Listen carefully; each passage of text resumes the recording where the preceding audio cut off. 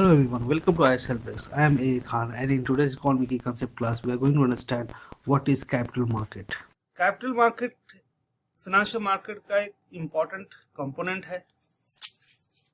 Capital market में businesses, government, companies वो आते हैं और वो फंड रेज करते हैं। यहाँ पे बेसिक जो पर्पज होता है कंपनीज का, गवर्नमेंट का, वो होता है कि फंड को रेज करना, यानी पैसे की जरूरत पड़ती है गवर्नमेंट को, कंपनीज को टाइम टू टाइम, वो यहाँ से पूरा होता है कैपिटल मार्केट से।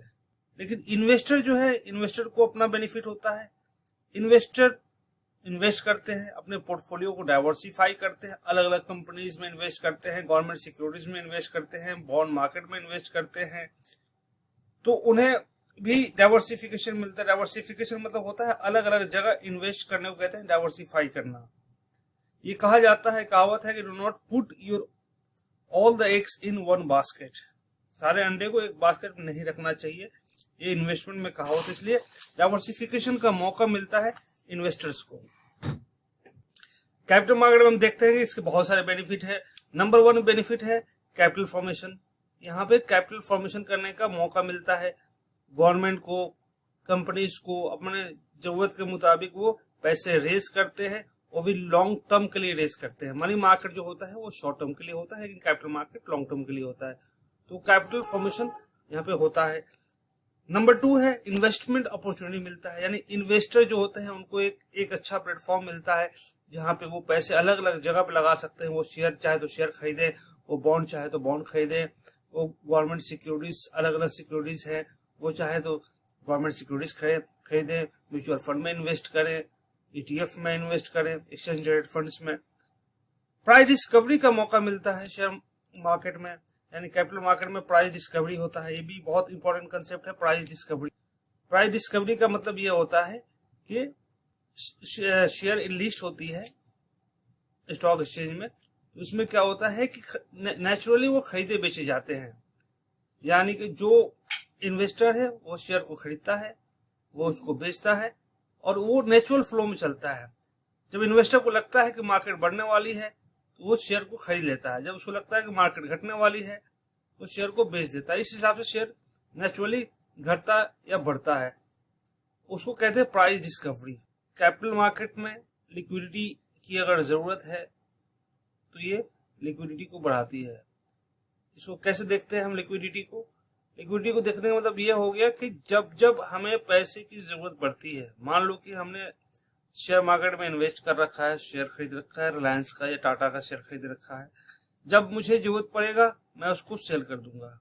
सेल करूंगा तो मुझे एक दिन के अंदर में पैसे T+1 में पैसे मिल जाएंगे, यानी मेरे अकाउंट में आ जाएंगे।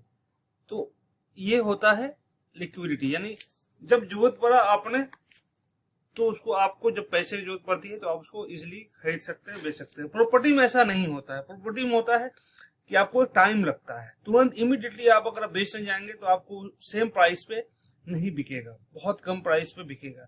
लेकिन यही कैपिटल मार्केट का इसका सबसे बड़ा बेनिफिट है कि जब भी आपको बेचना हुआ आप सेम प्राइस पे आप उसको बेच सकते हैं।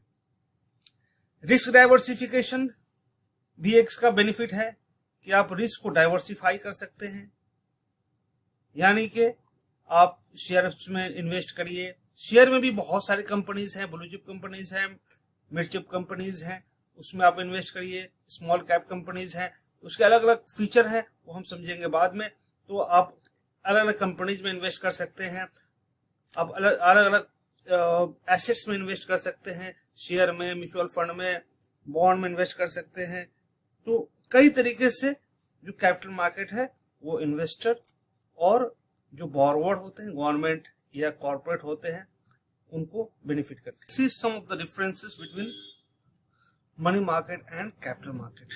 Money market up to 1 year के लिए होता है और ये शॉर्ट टर्म के लिए होता है, यानी अप टू 1 ईयर, 1 साल के अंदर में पैसे रेज किए जाए मनी मार्केट से, लेन देन किया जाए, और वो जो होता है ड्यूरेशन 1 साल का होता है।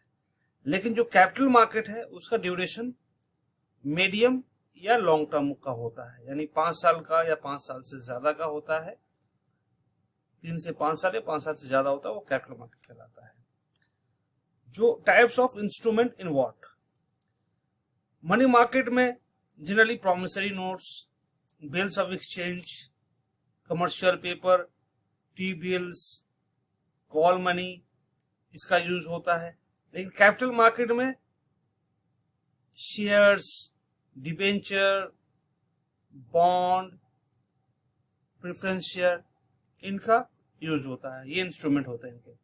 जो मैच्योरिटी पीरियड है, as we have already discussed, money market का 1 साल का होता है, लेकिन कैपिटल मार्केट का लॉन्ग टर्म होता है। उनका एक टाइम फ्रेम नहीं होता है।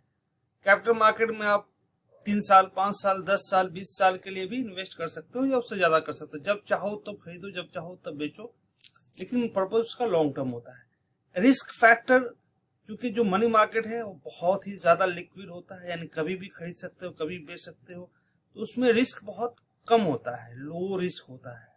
बहुत ही रिस्क इसका बहुत लो होता है, लो रिस्क होता है।